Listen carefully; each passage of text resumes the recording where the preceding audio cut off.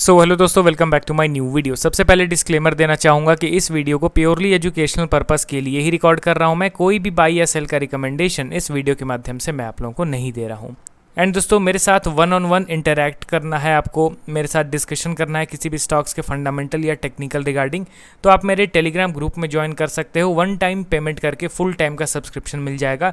Group joining link आपको video के description box में दिया गया है। तो चलिए अब बढ़ते हैं डायरेक्टली स्टॉक्स की ओर। पहला स्टॉक हमारे लिस्ट में आपके सामने है एंजल वन लिमिटेड। पिछले कुछ दिनों से इस स्टॉक में ज़बरदस्त बाइंग मोमेंटम दिख रहा है। अभी करेंटली 1.8% डाउन है, दोपहर के 2:30 बज रहे हैं एंड 322 के लेवल पे ये अवेलेबल है। यहाँ पे एक बार इनके वैल्यूएशन के चार्ट को देख लिया जाए तो पिछले कुछ वीक्स में जो बाइंग हुआ है उसके चलते इनका वैल्यूएशन पीक लेवल पे चला गया है। ऐसा क्यों? ऐसा नहीं कि बहुत ज़्यादा बाइंग हो गया है, ऑल टाइम हाई पे चला गया है, वैसा कुछ नहीं है, बट इनके अर्निंग्स उतने ज़्यादा अभी बढ़े नहीं हैं, जिसके चलते थोड़े से बाइंग मोमेंटम में भी इंस्टेंटली इनका जो पी रेशियो है ना वो सडन से राइज कर जाता है।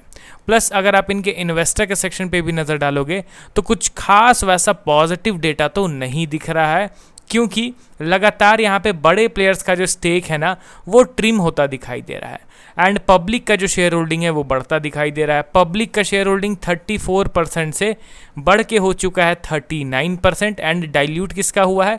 सबसे पहले प्रोमोटर 38% से गिर के 28%, एफआई 17% से गिर के 12% एंड प्रोमोटर एंड एफआई ने जो अपना माल बेचा है, दो प्लेयर ने उनको खरीदा है। सबसे पहले रिटेल इन्वेस्टर्स एंड दूसरा डीआई का शेयर होल्डिंग अच्छा खासा इंक्रीज हुआ है। चलिए ठीक है, 10.25 से बढ़ के 18.88% हो गया है। अब चलिए डायरेक्टली इनके टेक्निकल पार्ट को मैं कवर करता हूं। तो यहाँ पे मैं कंपनी का नाम एंटर करता हूं, angel one limited. Daily time frame में इसको सबसे पहले स्विच करेंगे। आपको क्या दिख रहा है कि पिछले कुछ दिनों में डिसेंट बाइंग हुआ है। In terms of percentage stock ऊपर उठ गया है अप्रॉक्स 60%, 60% बाइंग होने के बाद अभी ये अपने पीक लेवल पे ट्रेड कर रहा है। अब टाइम फ्रेम को मैं थोड़ा सा बड़ा करता हूँ, वीकली टाइम फ्रेम। अब आप यहाँ पे देखिए कि एक्चुअली में इसका मेजर ओवरव्यू आप लोगों को क्या बता रहा है। सबसे पहले आपको दिखेगा नीचे में इंपॉर्टेंट सपोर्ट लेवल, जो पहले इसका इंपॉर्टेंट रेजिस्टेंस हुआ करता था, ठीक है। आफ्टर लॉन्ग टाइम, यानी कि अप्रॉक्स देखा जाए तो 2 साल के बाद स्टॉक ने इसका ब्रेकआउट दिया। ब्रेकआउट देने के बाद जैसे ही ये गिरा तो उसी ब्रेकआउट वाले लेवल पे मल्टीपल टाइम्स स्टॉक ने सपोर्ट का क्रिएशन किया। आप देख रहे हो ना, मल्टीपल टाइम्स स्टॉक ने सपोर्ट का क्रिएशन किया। अब आपको यहाँ पे एक चीज़ ध्यान देना है कि स्टॉक अपने मेजर रेजिस्टेंस लेवल पे ट्रेड कर रहा है। ये जो ट्रेंड लाइन आप देख रहे हो, ये जो ट्रेंड लाइन मैंने ड्रॉ किया है, इस ट्रेंड लाइन को नो डाउट स्टॉक ने तो ब्रेकआउट दे दिया, बट ऑलरेडी मैं मेजर डिफरेंस आप लोगों को बता चुका हूँ कि एक ट्रेंड लाइन एंड इस तरीके का एक स्ट्रेट रेजिस्टेंस या फिर सपोर्ट लेवल, दोनों में कौन ज़्यादा इंपॉर्टेंट रोल प्ले करता है। तो ट्रेंड लाइन से ज़्यादा इंपॉर्टेंट ये सारे स्ट्रेट लाइंस वाले सपोर्ट रेजिस्टेंस रोल प्ले करते हैं।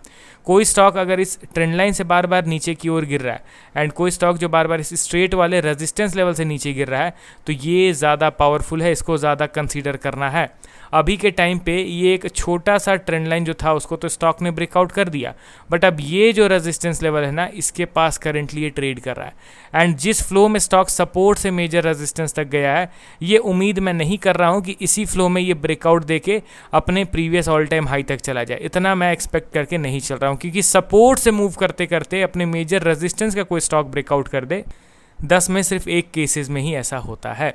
तो अभी ये अपने रेजिस्टेंस पर ट्रेड कर रहा है। यहाँ पे क्या हो सकता है? सबसे पहला चीज़ कि कुछ समय ये बिताए, यहाँ पे ये कंसोलिडेट करे, उसके बाद जब ब्रेकआउट देगा ना तो सिनेरियो में टोटली इसका पॉजिटिव कंसीडर करूँगा, मतलब कि न्यू ऑल टाइम हाई भी मैं एक्सपेक्ट करके चलने लगूंगा।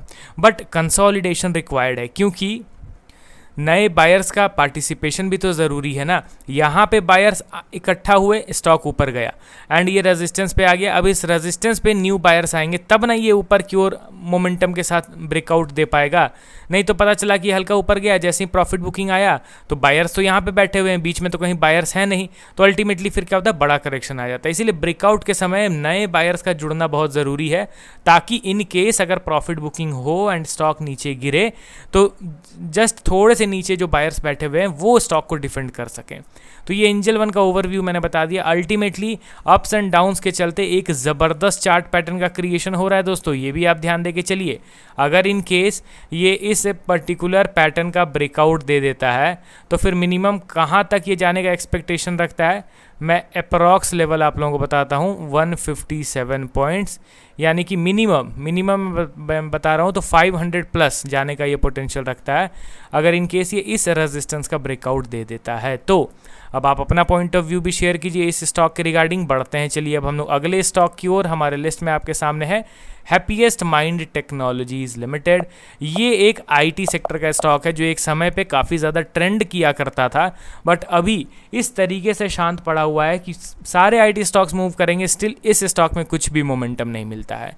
376 के लेवल पे ट्रेड कर रहा है। रिजल्ट्स भी कंपनी के ख़राब ही आ रहे हैं, ऐसा नहीं है कि लगातार अर्निंग बढ़ रहे हैं। आप देखोगे तो पिछले 5-6 क्वार्टर्स में अच्छा खासा इनका रेवेन्यू डिक्लाइन हुआ है। प्लस अगर आप इनके इन्वेस्टर के सेक्शन पे भी नज़र डालोगे तो कुछ खास वैसा बड़े प्लेयर्स का पार्टिसिपेशन भी नहीं बढ़ा है, ठीक है ना। अल्टीमेटली पब्लिक के पास जितना स्टेक था उतना ही अभी भी है, ऐसा नहीं है कि पब्लिक से माल खींचा जा रहा है। एंड यहाँ पे अगर इसके टेक्निकल पार्ट को मैं कवर करूँ तो आपको एक चीज़ देखने को मिलेगा कि ये स्टॉक अभी कम्प्लीटली नेगेटिव ट्रेंड को फॉलो कर रहा है। यहाँ पे कुछ बुलिशनेस का संकेत ही नहीं है। मतलब होता है ना कि स्ट्रेंथ का थोड़ा सा संकेत मिलता है, धीरे धीरे करके कॉन्फिडेंस बढ़ता है हम लोगों का, नहीं भाई स्टॉक अब बुलिश बन रहा है, नहीं वैसा कुछ भी नहीं यहाँ पे अभी के टाइम पे हो रहा है। तो अगर आप एक्सपेक्ट कर रहे हो कि नहीं आने वाले दिनों में ये रिकवर कर जाएगा, आने वाले दिनों में ये ऊपर मूव कर जाएगा, तो ये हमारा गलत एक्सपेक्टेशन है, क्योंकि अभी के लिए clear cut down trend pattern को फॉलो कर रहा है। नो डाउट अपने मेजर सपोर्ट पे आ चुका है, जिस लेवल से इसके जर्नी की शुरुआत हुई थी स्टॉक मार्केट में, अभी उस लेवल पे ट्रेड कर रहा है। यहाँ से अगर इसको एक्चुअल वे में रिवर्स करना भी होगा तो अच्छा खासा इसको सबसे पहले कंसोलिडेट करना होगा, यहाँ पे समय बिताना होगा। एंड जब अच्छा खासा ये समय बिताएगा तो ऑटोमेटिकली हमें पता चल जाएगा, हम लोग एक वीडियो भी बना के कवर करेंगे। बट अभी के टाइम पे बुलिश एक्सपेक्टेशन तो मैं बिल्कुल भी लेके नहीं चल रहा हूँ इस स्टॉक को लेके।